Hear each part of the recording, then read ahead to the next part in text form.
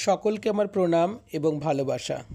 Astro education Pradyut এই চ্যানেলে আপনাদের সকলকে আবারও স্বাগতম জানাই। আপনারা প্রত্যেকেই জানেন যে এই চ্যানেলে আমি দুটি বিষয় আপলোড করি, একটি হচ্ছে জ্যোতিষ আলোচনা, অপরটি হচ্ছে এডুকেশন, যেখানে বিভিন্ন গল্প কবিতা আমি আলোচনা করে থাকি বিভিন্ন ক্লাসের। আজকে আমি যে বিষয়টি আলোচনা করব সেটি ক্লাস 4-এর ছাত্রছাত্রীদের জন্য একটি গল্প, যতীনের জুতো। গল্পকার সুকুমার রায়। সুকুমার রায় ছোটদের জন্য সাহিত্য রচনা করে উজ্জ্বল নক্ষত্রের মতো জ্বলজ্বল করছেন। তার লেখা বিভিন্ন উল্লেখযোগ্য বইগুলির মধ্যে আবোল তাবোল কিন্তু খুবই গুরুত্বপূর্ণ। আমাদের আজকের আলোচ্য গল্প সেই সুকুমার রায়ের যতীনের জুতো। আলোচনায় যাবার আগে সকলের কাছে অনুরোধ করব, প্রত্যেকে ভিডিওটিকে লাইক এবং চ্যানেলটিকে সাবস্ক্রাইব করবে এবং কমেন্টে জানাবে ভিডিওটি কেমন লাগছে বা কী ধরনের প্রশ্ন উত্তর এখান থেকে তোমাদের প্রয়োজন। নিশ্চয়ই আমি তার উত্তর দেবার চেষ্টা করব, আর যদি কোনো কোশ্চেন থাকে অবশ্যই কমেন্টে লিখতে পারো এবং পাশে থাকা বেল আইকনটি অবশ্যই বাজিয়ে রাখবে। যতীন একটি দুরন্ত ছেলে, ছুটন্ত প্রাণ। সে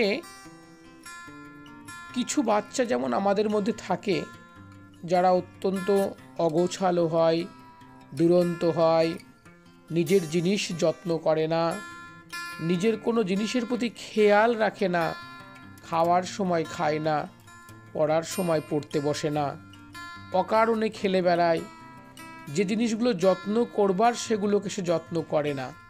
তার ফলে যেরকম তার জিনিস নষ্ট হয় সেরকমভাবে তার পরিবারের কিন্তু টাকারও নষ্ট হয়।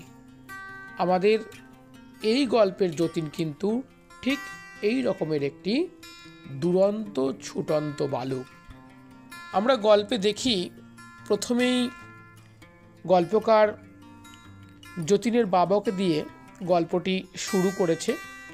তার বাবা একজোড়া জুতো কিনে এনে বলেছেন, এবার যদি এমন করে জুতো নষ্ট করো তবে এই ছেঁড়া জুতো পরেই থাকবে। অর্থাৎ ইতিপূর্বে তার বাবা জুতো কিনেছে, যতীন সেই জুতোগুলো অযত্নে নষ্ট করেছে। তাই এইবার তার বাবা জুতোটা কিনে দেওয়ার পরপরই তাকে একটু শাসানি দিয়েছে এবং তাতে যতীন একটুখানি ভীত হয়েছে। প্রথম দিকে সে জুতো জোড়াগুলিকে খুব যত্ন করে রাখবার চেষ্টা করেছে। 2-1 দিন সে সিঁড়িতে শান্তভাবে উঠেছে, শান্তভাবে নেমেছে, কিন্তু 2-1 দিন পার হবার সাথে সাথেই যতীন আবার তার পুরনো ছন্দে ফিরে এসেছে, অর্থাৎ সেই দুরন্ত এবং ছুটন্তপনা।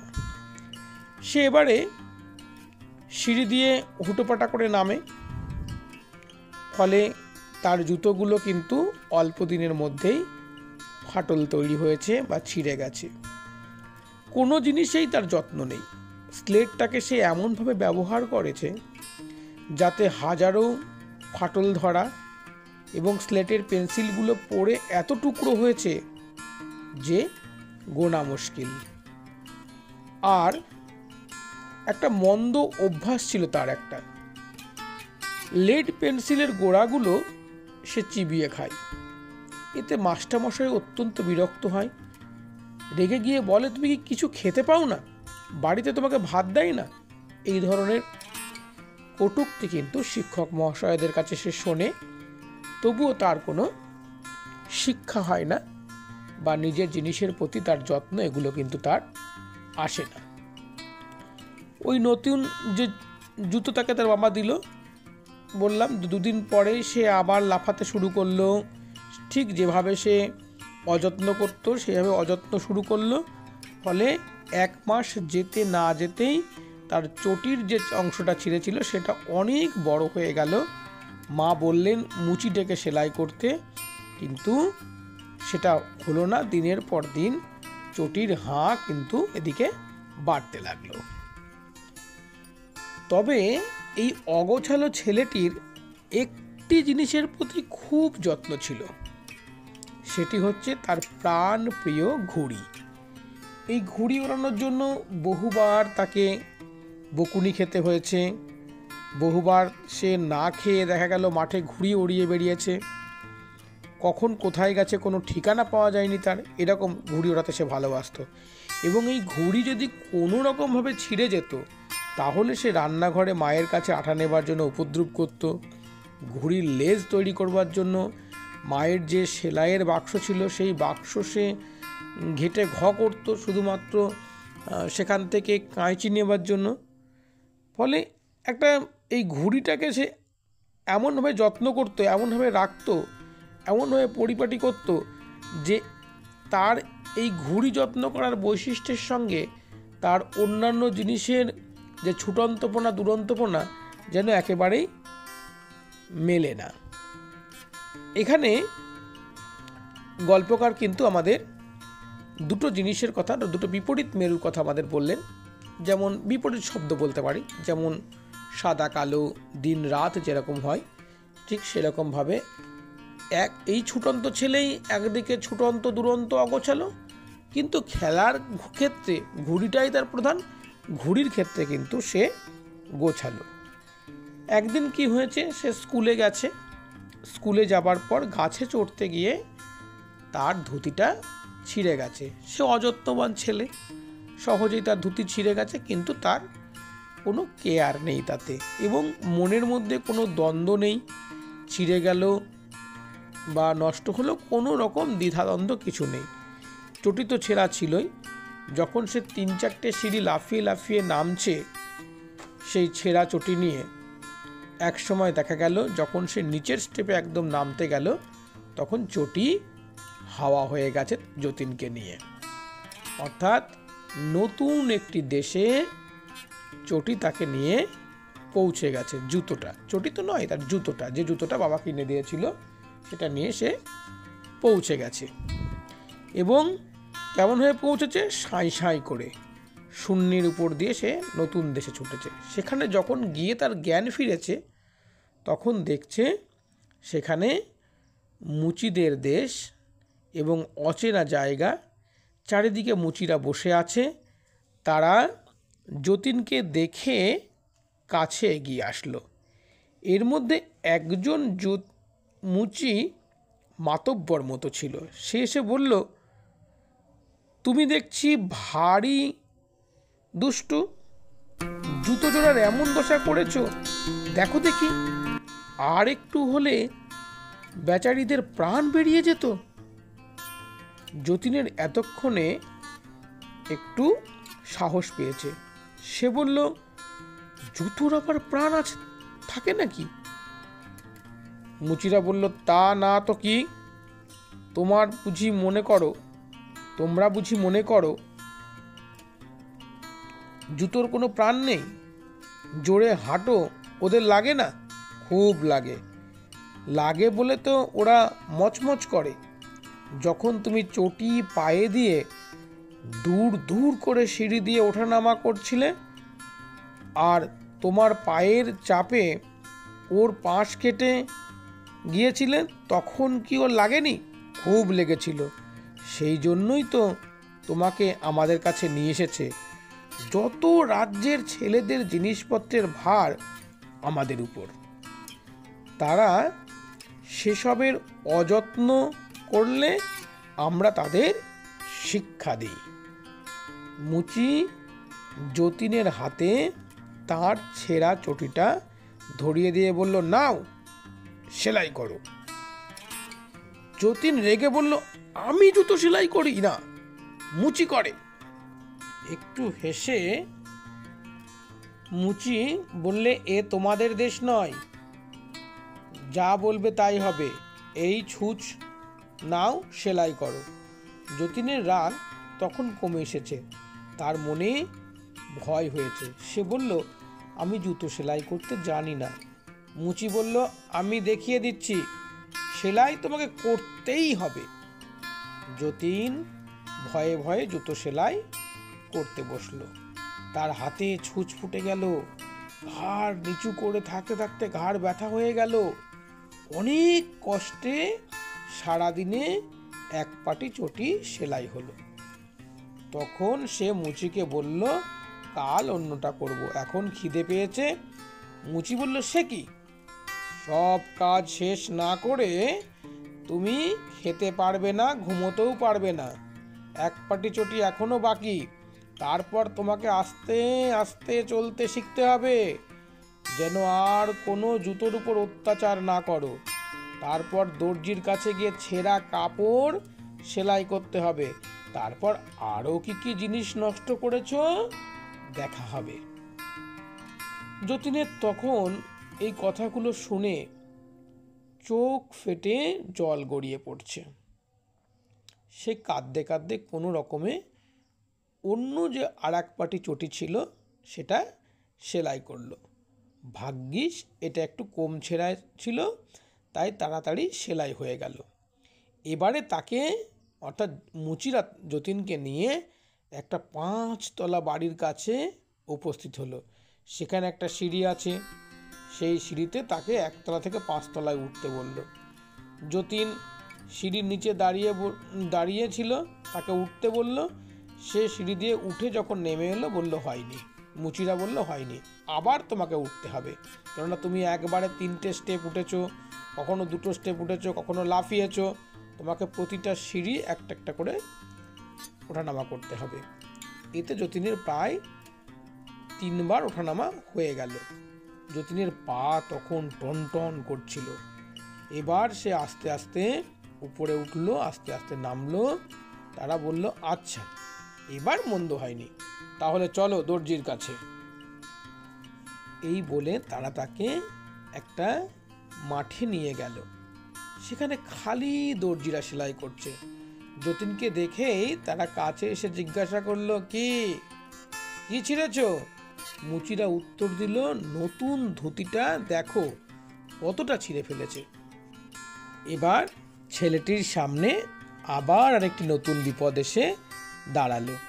অর্থাৎ গল্পকার কিন্তু যতীনকে এখানে শিক্ষা দিচ্ছেন যে সে অগোছালো আছে বলে তাকে অগোছালো থাকার জন্য কি কি শাস্তি পেতে হতে পারে, বা অগোছালো থাকলে তাকে কতটা ভোগান্তির মধ্যে দিয়ে চলতে হতে পারে, তারই শিক্ষা দেওয়ার জন্য কিন্তু গল্পকার এগুলো তাকে দিয়ে গল্পের মধ্যে করিয়ে নিচ্ছে।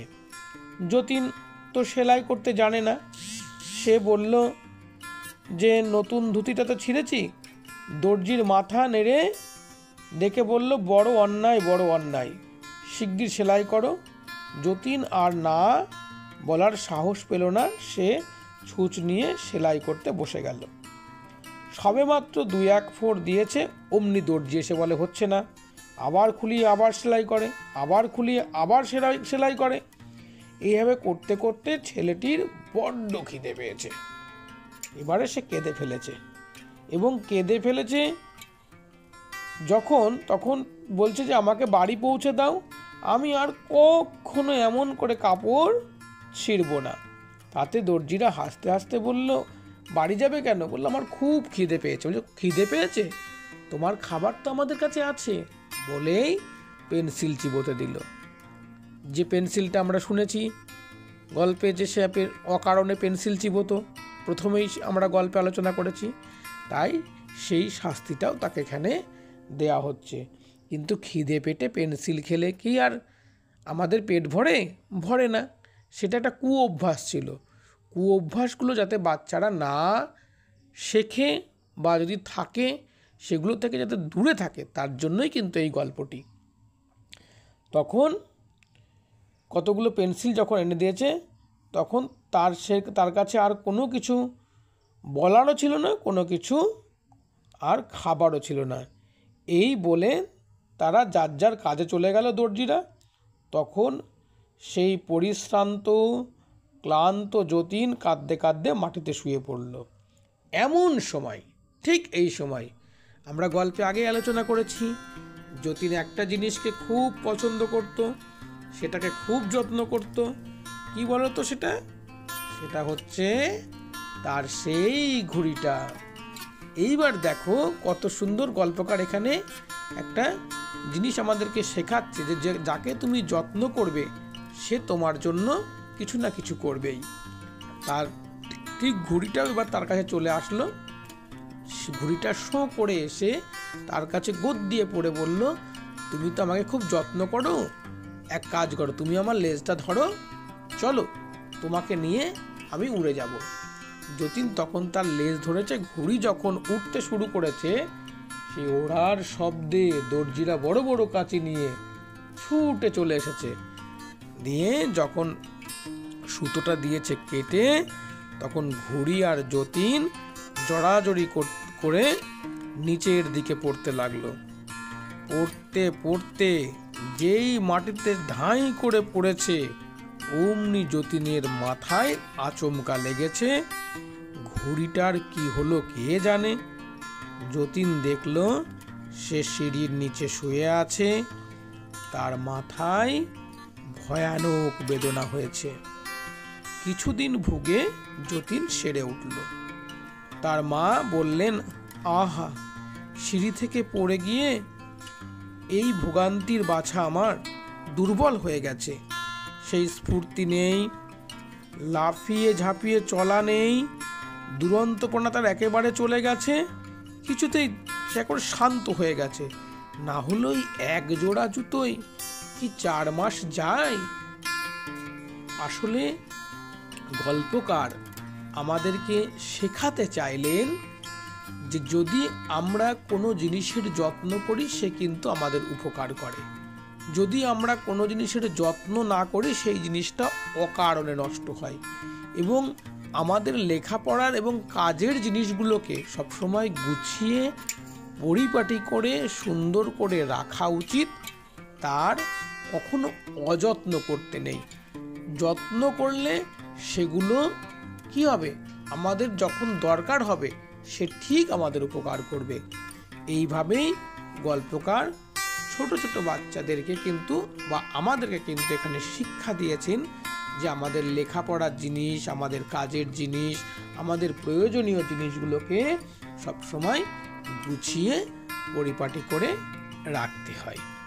আশা করি তোমরা গল্পটা বুঝতে পেরেছ এবং গল্পটা খুব সুন্দর গল্প। তোমরা বইটি অবশ্যই 2 থেকে 3 বার পড়ে নেবে আর গল্পটি 2 বার শুনবে মোবাইলে চালিয়ে। দেখবে গল্পটা একদম তোমাদের মুখস্থ হয়ে গেছে এবং খুব ভালো লাগবে। ভিডিওটি যারা দেখলে সকলকে অসংখ্য ধন্যবাদ। অবশ্যই চ্যানেলটিকে সাবস্ক্রাইব করবে, লাইক করবে, শেয়ার করবে। আবারও কোনো নতুন গল্প, কোনো নতুন ভিডিওতে হাজির হব তোমাদের সামনে। আমি প্রদ্যুৎ স্যার।